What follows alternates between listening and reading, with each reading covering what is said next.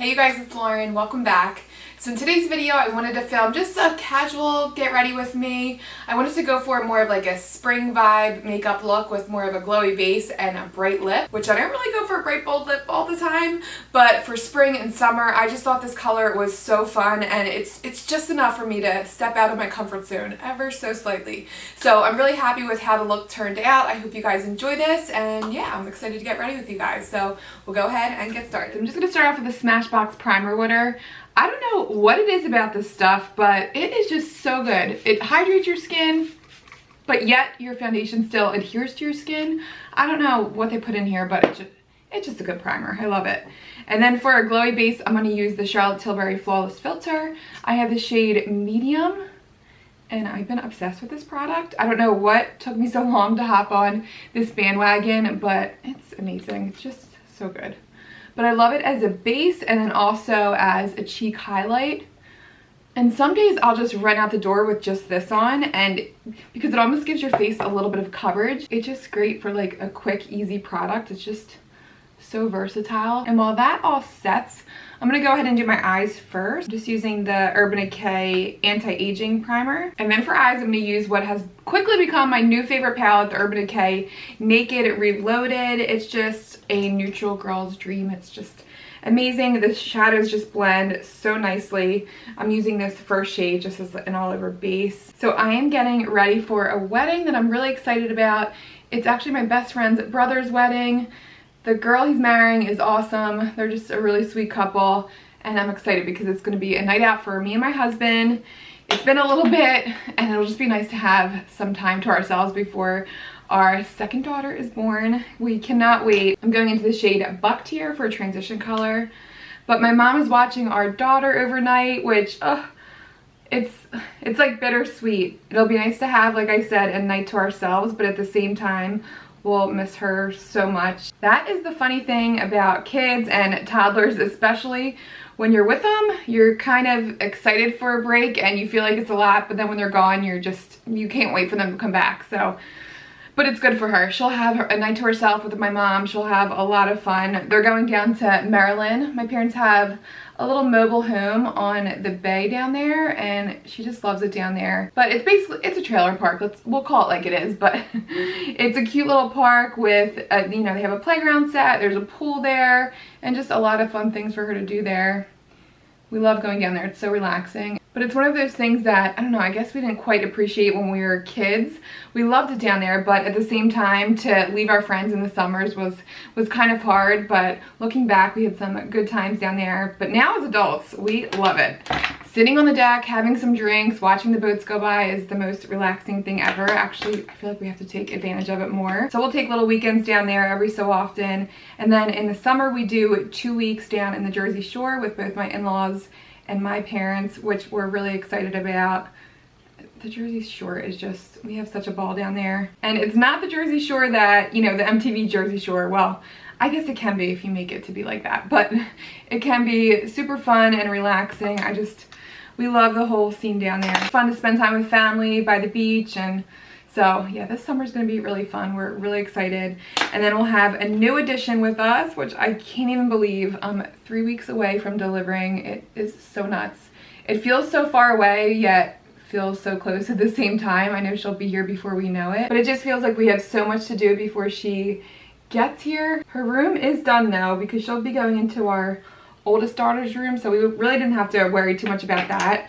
But it's more so getting our oldest daughter's room ready. We're gonna move her into a big girl bed. She's still in the crib, and you know what, I think we will keep her in the crib for a little bit longer. We'll see how it goes, and then we're just gonna slowly add things to her new room to just get her excited about transitioning into her new big girl room. Hopefully she does okay.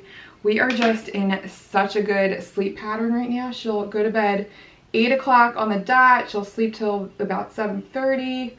So I just hate to ruin that right now, but I think she's excited about her new room. Okay, I'm just gonna do a pop of shimmer on the lid. I think I'm gonna do almost like a gradient effect and go in with this distilled bronzy color. And then in the inner corner, I'm gonna use this gold shade Barely Baked. And I'm going to spray my brush with a little bit of the Smashbox Primer Water. That's another great thing that this primer water is good for. It does a good job with wetting your brush while keeping the shadow smooth. with the water, I feel like the shadows can just get almost sticky and they don't go on super smooth. But these allow the shadows to blend really nicely, and they just, I don't know, they just do what you want when you use that. It's cool too because it allows you to get that cut crease look without having to use concealer. And I'm just going back into that chocolate brown, just blending that into the lid. And then I'm just smudging the outer V just slightly, just on the outside of my eye. I didn't want to pull it in too close to my inner corners. Sometimes that can close off my already tiny hooded eyes. So I'm just going to go in like halfway with that shadow. Speaking of hooded eyes, I just watched this amazing tutorial.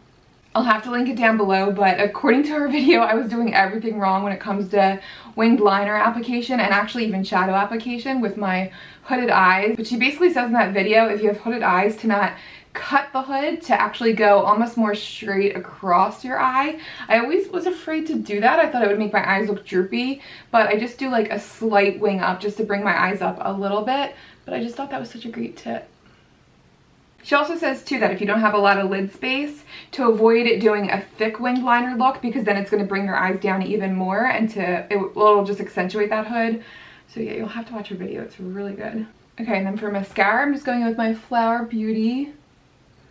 I've raved about this mascara so many times. It's so great. I brought you guys in a little closer so you could see, but it separates, it lengthens, it thickens. You could apply a million coats and it literally never gets clumpy. It's so good. Love it so much. And I'm just using the new ABH Dip Brow Gel Pomade. I was really afraid of it at first because I felt like my eyes looked way too dark, but it's pretty cool because you can work it up. You can go as dark or as light as you want.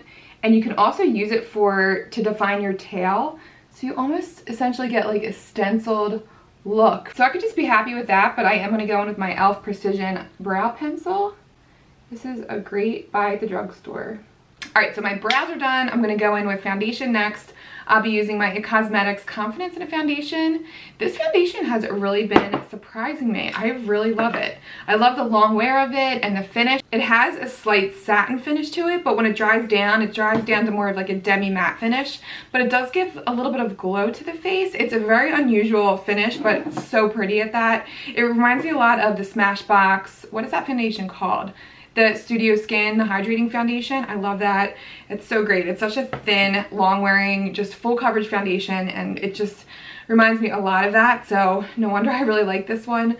I'm gonna mix a little bit of my Born This Way foundation. This shade is a little darker. My shade in the Confidence in a Foundation is a little off. I have light nude, and it's funny, I felt like a lot of the reviews were saying that go up a few shades. I feel like the opposite. I almost feel like I wish I went 3 shades darker. I don't think it oxidizes too badly. Oh gosh, it still looks a little light. I'm gonna add a little bit of the De-Bronzy Drops by Drunk Elephant. These are the best for darkening up your foundation and giving a little bit of a glow at the same time. This is another product that I use when I'm just quick and out the door. You can just mix it with a little bit of moisturizer and it just makes your skin just look alive and gives a little bit of a glow. It's just so great. But see how full coverage that is? It's so good. I still look light. Let me add a little bit more. And then a little bit, maybe like a half pump to the forehead. You can get away with using maybe 1 full pump for a full coverage look. And it's easy to build too. It doesn't get like cakey or it doesn't look too heavy when you start to build it up. There's a lot of people that reviewed this that said it had a gritty texture to it. I never found that. I don't know if it had like formulation issues or what, but I think it feels really smooth on application. It feels smooth on the skin. So yeah, I'm not sure what that was about, but if anything, I feel like it glides on really nicely and it feels good on the skin. Okay, I'm still looking really pale. I think I have to add a little bit more of those De-Bronzy Drops. Oh man.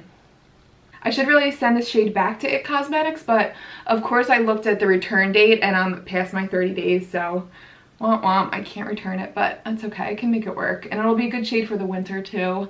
I'm just bummed that it's summer coming up and I won't be able to use it that much, but it actually mixes pretty well with other foundations. I've said this before, I still don't think this compares to their original CC cream. There's just something about that foundation. It just literally floats over your pores and makes your skin look flawless, and it wears so well.